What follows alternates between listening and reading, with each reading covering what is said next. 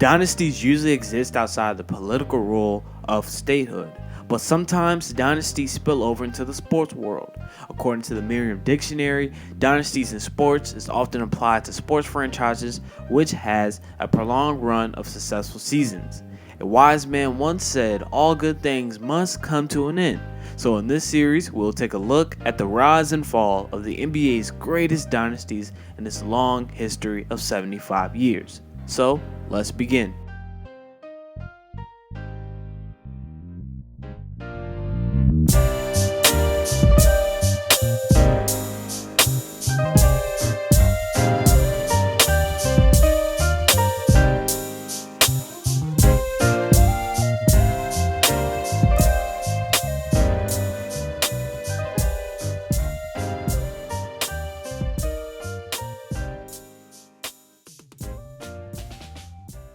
Welcome to the Courtside Talk with Eric, and for the first segment of the rise and fall of NBA dynasties, we have the Boston Celtics from 1956 to 1969.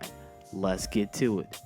The Boston Celtics are one of the NBA's original 8 teams back when it was Basketball Association of America and founded in 1946. At the beginning of Celtic history, there wasn't much success as they couldn't get over the New York Knicks and the Syracuse Nationals, or now known as the Philadelphia 76ers.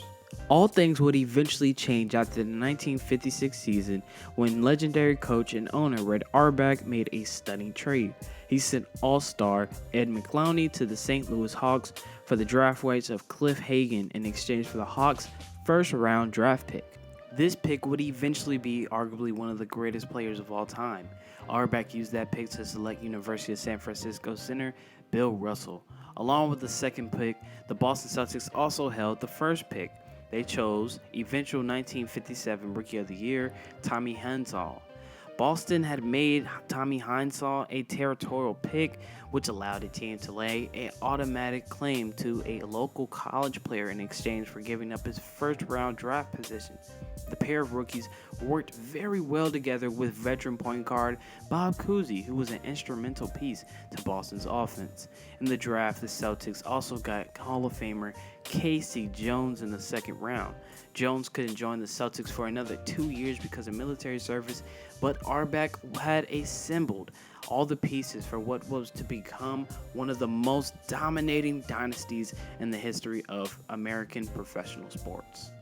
The Celtics had to start the 1957 season without Russell, who was busy helping the U.S. Olympic team to gold. He joined in late December and had an immediate impact. The Adventure-like All-Star team won 44 games and only lost 28.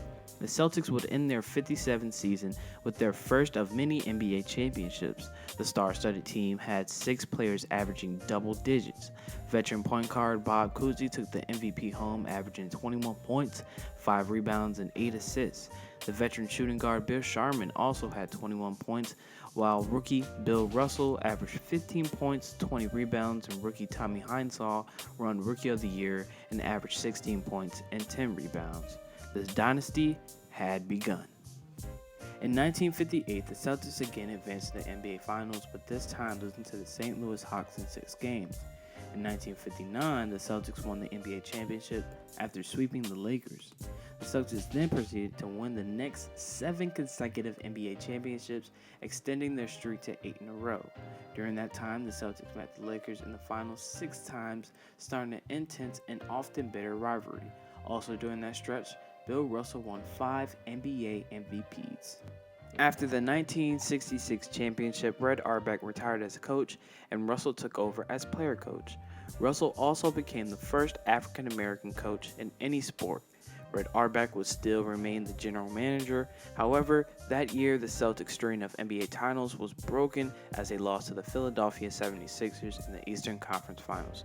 The team managed 2 more championships in 1968 and 1969.